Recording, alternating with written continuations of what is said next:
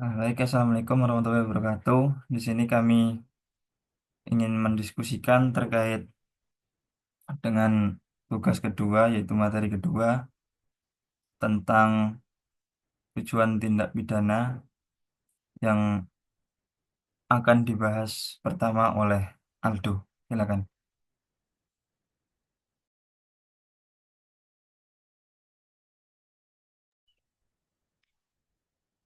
Yang pertama, tujuan pidana dalam Undang-Undang Tindak Pidana Korupsi di Indonesia sebagaimana diatur dalam Undang-Undang Nomor 31 Tahun 1999 tentang pemberantasan tindak pidana korupsi yang telah diubah dengan Undang-Undang Nomor 20 Tahun 2001 secara umum mencerminkan tujuan pemberian pidana dalam sistem hukum pidana Indonesia, yaitu untuk yang pertama mencegah tindak pidana korupsi, prevensi hukuman terhadap perilaku tindak pidana korupsi bertujuan untuk memberikan efek jera baik kepada pelaku maupun masyarakat luas agar tidak melakukan perbuatan serupa. Yang kedua, mengembalikan kerugian keuangan negara dalam tindak pidana korupsi. Kejahatan tersebut seringkali merugikan keuangan negara atau perekonomian negara. Yang ketiga, memperbaiki perilaku. Hukuman pidana juga bertujuan untuk membina pelaku agar menyadari kesalahan dan tidak mengulangi perbuatan di masa depan. Yang keempat, melindungi kepentingan publik.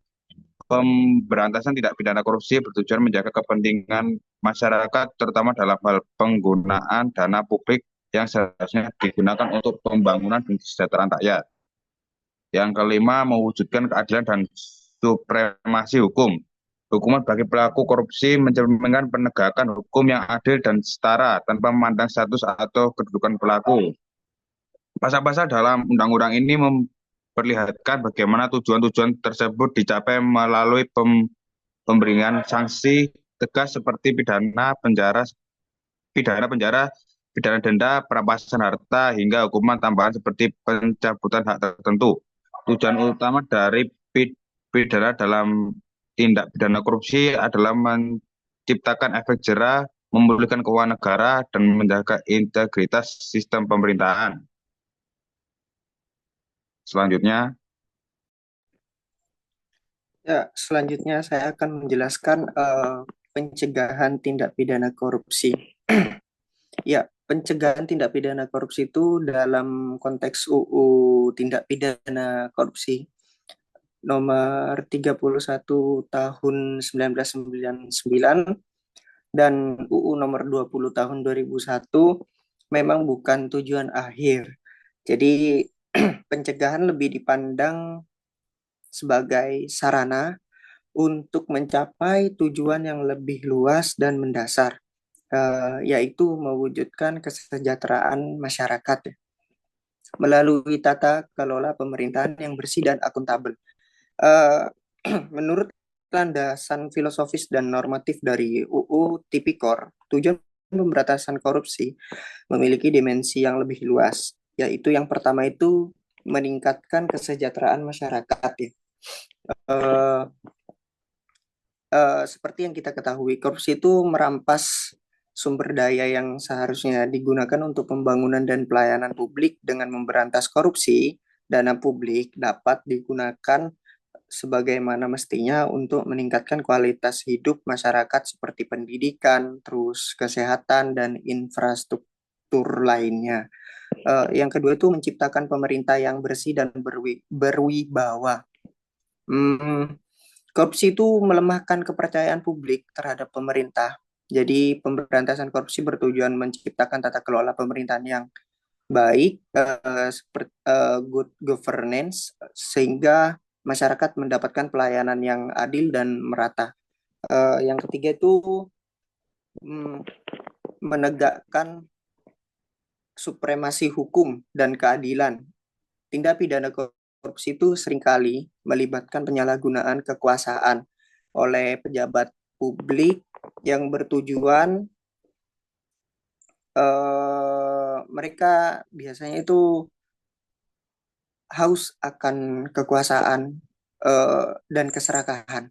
Eh, jadi dengan pencegahan hukum terhadap korupsi itu dapat bertujuan memastikan bahwa tidak ada seorang pun yang kebal terhadap hukum sehingga keadilan dapat ditegakkan. Yang keempat itu mencegah kerugian negara dan ekonomi. Seperti yang kita ketahui, tidak hanya merugikan keuangan negara, tetapi juga menghambat pertumbuhan ekonomi dan investasi. Dengan memberantas korupsi, stabilitas ekonomi itu dapat terjaga yang berkontribusi pada kesejahteraan masyarakat. Dalam hal ini, pencegahan itu dilihat sebagai strategi operasional untuk mendukung pencapaian tujuan utama. Pencegahan yang efektif dapat meminimalkan potensi terjadinya korupsi sehingga sumber daya negara dapat dikelola secara efisien untuk kesejahteraan rakyat. Filosofi ini tercermin dalam pasal 2 ayat 1 UU nomor 31 tahun 1999 yang menegaskan bahwa ke keuangan negara atau perekonomian negara. Oleh karena itu, penanggulangan korupsi bukan hanya persoalan menghukum pelaku, tetapi juga mengarahkan kebijakan untuk mendukung kemakmuran masyarakat secara menyeluruh. Selanjutnya akan dijelaskan oleh teman. Baik, di poin ketiga dalam Undang-Undang Tindak Pidana Korupsi UU nomor 31 tahun 1999 junto UU nomor 20 tahun 2001, prinsip kesalahan adalah hal mendasar dalam menentukan pertanggungjawaban pidana pelaku tindak pidana korupsi. Hanya tindakan yang dapat dipersalahkan kepada pelaku berdasarkan unsur kesengajaan atau yang dapat disebut dolus kepada pelaku atau kelalaian yang biasa disebut juga culpa yang dapat dihukum. Prinsip kesalahan dalam UU Tipikor ada yang pertama, tindak pidana korupsi itu adalah kejahatan kesengajaan. Nah, sebagian besar tindak pidana korupsi dalam UU Tipikor mensyaratkan adanya niat atau maksud tertentu dari pelaku. Unsur kesengajaan ini menjadi inti pembuktian bahwa pelaku melakukan perbuatan dengan sadar dan mengerti konsekuensinya, seperti pasal 2 ayat 1 yang berbunyi unsur secara melawan hukum dengan maksud memperkaya diri sendiri, orang lain, atau suatu korporasi. Adapun pasal 3, unsur dengan tujuan menguntungkan diri sendiri, orang lain, atau suatu korporasi. Hal ini menunjukkan bahwa pelaku tindak pidana korupsi harus memiliki kesadaran dan maksud tertentu dalam tindakannya. Yang kedua ada pertanggungjawaban hanya atas tindakan yang dapat dipersalahkan. Dalam hukum pidana termasuk tindak pidana korupsi, asas tiada pidana tanpa kesalahan atau actus non facit reum nisi mensit rea berlaku. Artinya, perbuatan seseorang hanya dapat dijatuhi pidana jika memenuhi unsur kesalahan, baik berupa kesengajaan maupun kelalaian berat. Yang ketiga, ada unsur dapat dipertanggungjawabkan. Dalam beberapa tindak pidana korupsi, seperti dalam pasal 2 dan pasal 3, ada penekanan pada unsur bahwa pelaku harus yang pertama mengetahui tindak tersebut melawan hukum, yang kedua memiliki tujuan tertentu, seperti memperkaya diri atau orang lain. Yang ketiga, ada menyebabkan kerugian keuangan negara atau perekonomian negara. Yang poin keempat, pengecualian bagi pelaku tanpa kesalahan atau force majeure. Jika tindakan tertentu dilakukan tanpa adanya kesengajaan atau kelalaian, misalnya karena adanya memaksa atau overmah, atau kekhilafan yang wajar, atau error in persona, maka pelaku tidak dapat dipidana karena tidak ada kesalahan yang dapat dipertanggungjawabkan. Nah, ada pun contoh-contohnya yaitu yang pertama ada kasus kesengajaan. Seseorang pejabat yang menerima suap untuk memenangkan suatu proyek pemerintah dengan tujuan memperkaya diri sendiri. Yang kedua, ada kasus tanpa kesengajaan, yaitu seorang pegawai yang melakukan kesalahan administratif murni tanpa mengetahui bahwa tindakannya menyebabkan kerugian negara tidak dapat dianggap sebagai pelaku tindak pidana korupsi. Maka dari kesimpulan poin ketiga ini, dalam UU Tipikor hanya pelanggaran hukum dengan kesalahan yang jelas, atau baik berupa kesengajaan maupun kelalaian, yang dapat dipersalahkan dalam pelaku. Hal ini sejalan dengan asas keadilan yang memastikan bahwa hanya individu yang benar-benar memiliki niat atau kecerobohan yang berat dapat dihukum. Selanjutnya,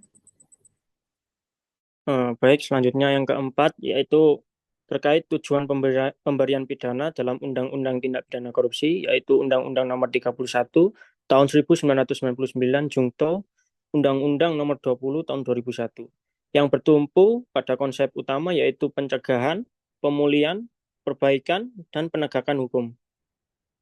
Untuk yang pertama itu yaitu pencegahan pengulangan tindak pidana atau efek jerah. Apa efek jerahnya? Yaitu pemberian hukum diatur agar menimbulkan efek jerah. Ini dibagi menjadi dua jenis, yaitu ada prevensi khusus dan prevensi umum. Yang prevensi khusus ini mencegah pelaku supaya tidak mengulangi perbuatannya dengan hukuman yang berat. Lalu untuk prevensi umum ini memberikan peringatan saja kepada masyarakat luas untuk tidak meniru perbuatan korupsi tersebut. Lalu yang kedua ada pemulihan kerugian negara, yaitu tujuannya adalah memulihkan kerugian negara yang disebabkan oleh tindakan korupsi. Melalui hukuman denda, uang pengganti, atau perampasan aset, negara berupaya mengembalikan kerugian finansial yang ditimbulkan. Hal ini penting untuk meminimalkan dampak ekonomi dan sosial akibat korupsi. Lalu yang ketiga ada rehabilitasi pelaku, yaitu selain menghukum, pidana dalam Undang-Undang Tipikor juga bertujuan untuk memperbaiki perilaku pelaku. Dengan pendekatan rehabilitasi, pelaku diharapkan dapat berubah menjadi individu yang lebih taat hukum dan tidak lagi melakukan tindak pidana di masa depan. Lalu yang keempat, penegakan supremasi hukum, yaitu yang pertama hukuman pidana menunjukkan bahwa negara serius dalam memberantas korupsi tanpa memandang status atau kedudukan seseorang. Ini merupakan upaya untuk memastikan bahwa semua orang tunduk pada hukum yang berlaku. Lalu yang kelima yaitu mendukung tata kelola pemerintahan yang baik atau good governance, yaitu dengan mencegah korupsi melalui hukuman yang tegas, pemerintah berupaya menciptakan sistem yang bersih dan akuntabel. Tujuan ini bertujuan untuk menjaga kepercayaan masyarakat terhadap pemerintah dan lembaga-lembaga negara. Lalu untuk relevansi pencegahan pengulangan, yaitu pasal dalam Undang-Undang Tipikor seperti pasal 2, 3, dan 18, menetapkan ancaman hukuman yang tinggi dan sanksi tambahan seperti perampasan aset dan pembayaran uang pengganti untuk menutup celah pelaku dalam mendapatkan keuntungan dari kejahatannya. Lalu yang kedua, hal ini bertujuan memastikan pelaku tidak mendapatkan keuntungan apapun dan mencegahnya serta orang lain untuk tidak melakukan kejahatan serupa. Dari kesimpulan yang bisa diambil yaitu pidana dalam Undang-Undang Tipikor tidak hanya bertujuan untuk menghukum pelaku, tetapi juga memastikan efek jerah, memulihkan kerugian, memperbaiki pelaku, menegakkan hukum secara adil, dan mendukung tata kelola pemerintahan yang bersih. Hal ini mencerminkan komitmen negara untuk memberantas korupsi secara efektif dan meningkatkan kesejahteraan masyarakat melalui sistem pemerintahan yang lebih baik. Baik, untuk selanjutnya. Selanjutnya, dalam konteks Undang-Undang Tindak Pidana Korupsi dijelaskan dalam Undang-Undang Nomor 31 Tahun 1999 Junto Undang-Undang Nomor 20 Tahun 2001. Pemberian pidana memiliki sifat prospektif, yaitu melihat ke depan dengan tujuan mencegah terjadinya kejahatan serupa dan meminimalkan dampak negatif korupsi di masa depan. Hal ini berarti bahwa hukuman yang dijatuhkan tidak hanya berfokus pada menghukum pelaku atas tindakan masa lalunya, menentukan perilaku yang lebih baik dan sistem yang lebih adil untuk masyarakat secara keseluruhan. Lalu ada sifat perspektif pidana dalam Undang-Undang Tipikor, yaitu yang pertama ada pencegahan atau preventif, yaitu ada hukuman dalam UU Tipikor dirancang untuk menciptakan efek jerah atau deterrence yang bertujuan mencegah pelaku atau orang lain melakukan korupsi di masa depan. Yang kedua, ada efek jerah individu atau preventif khusus, yaitu hukuman yang diarahkan agar pelaku tidak mengulangi tindak pidana yang sama. Jadi, terus yang ketiga ada efek jerah masyarakat, yaitu hukuman tegas terhadap pelaku korupsi, memberi pesan kepada masyarakat bahwa tindakan serupa akan mendapatkan konsekuensi yang serius. Lalu yang kedua ada Undang-Undang Tipikor tidak hanya berorientasi pada pembalasan, tetapi juga memastikan pengembalian keuangan negara, seperti yang diatur dalam pasal 18 terkait uang pengganti atau perampasan aset hasil korupsi. Dengan memulihkan kerugian negara, hukum melihat ke depan untuk mengembalikan sumber daya yang dapat digunakan untuk kepentingan masyarakat. Lalu yang ketiga ada meningkatkan tata kelola pemerintahan, yaitu melalui pemberian pidana, hukum bertujuan menciptakan efek jangka panjang dalam tata kelola pemerintahan, mendorong budaya good governance yang bersih, transparan, dan bebas korupsi. Hal ini membantu membangun sistem yang lebih kuat dan mencegah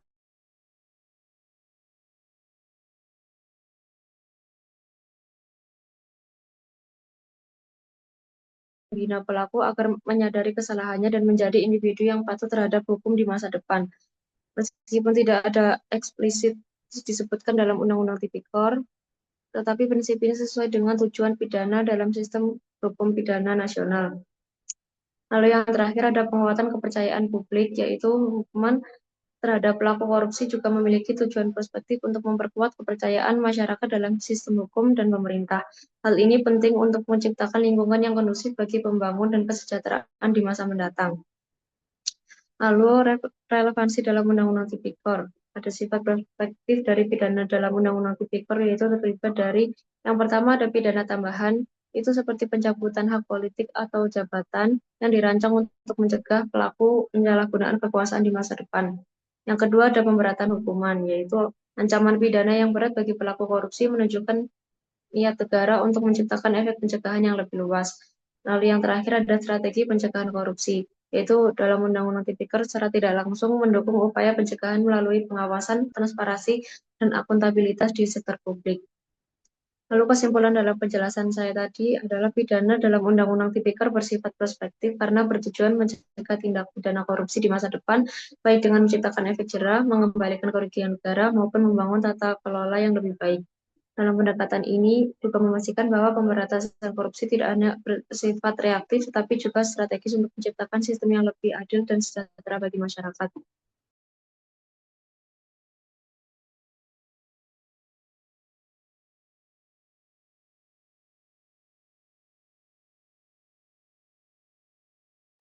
Eh, dari kesimpulan keseluruhan materi yang sudah dibahas, yaitu bahwa lembaga pemasyarakatan memiliki peran yang penting dalam sistem peradilan di Indonesia, terutama dalam menangani narapidana tindak pidana korupsi. Meskipun terdapat berbagai tantangan, upaya peningkatan kapasitas dan pengembangan program pembinaan khusus dalam membantu mencapai tujuan pemidanaan yang lebih baik dan memastikan reintegrasi sosial narapidana ke masyarakat. Dan dengan diskusi ini diharapkan dapat memberikan wawasan mendalam mengenai pentingnya reformasi dalam sistem pemasyarakatan demi terciptanya keadilan sosial. Nah, mungkin seperti itu hasil diskusi dari kelompok kami. Diskusi saya akhiri. Terima kasih. Assalamualaikum warahmatullahi wabarakatuh. Waalaikumsalam warahmatullahi wabarakatuh.